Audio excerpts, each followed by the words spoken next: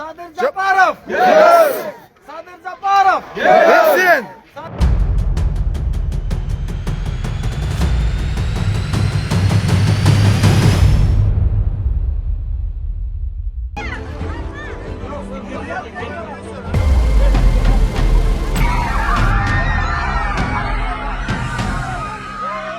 Бишкектеги Көк Жар конушунда үйлөрдү бузууга каршы чыгып, жол тоскон 5 адам кармалды. Ички иштер министрлиги алар жолдорду мыйзамсыз тосуу боюнча ачылган кылмыш ишинен улам кармалганын айтты. Андан тышкары, милициянын мыйзамдуу талабына баш ийбегени үчүн 17 кишиге протокол түзүлгөнүн кошумчалады. Жолдошумду алып кетишти, связь жок, телефондорун алып коюшту. Азыр мен 3 бала менен үйдө отурам, бирок коркуп отурам.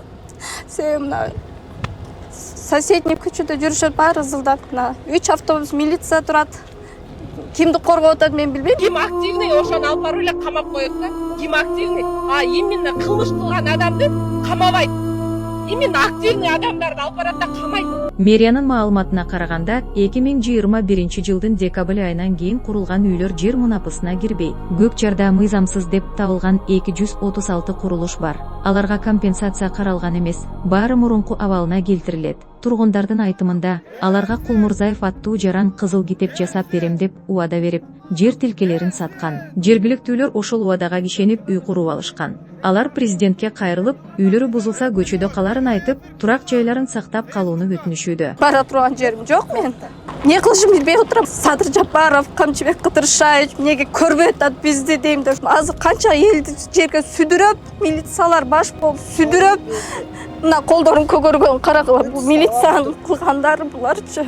4 соттук жер үчүн эмнече ыйлап таштар элдерди. Элдер ыйлап бүттү. Кыйналып бүттү. Не кыларыбызды да билбей калдык. Мен ушу 35ке келип, Кыргызстанда 4 сот жерим жок. Дагы айтасыздар 7 миллион, 7ден төрөгөлө миллион берем. Каяка батсасыңар анда калганы. Кишине үй салса, аны сиздер сүрүп салсаңыздар. Мамлекет тарабынан анда эмне деген жардам керек биздин балдарга? Кандай жардам бересиздер анда? Ушу бир 4 сотун жердин документини бүтүрүп бере албасаңыздар. Мен сіздерден кайрылып да кетем, сурамып да кетем. Şunu çeç бериңиздер.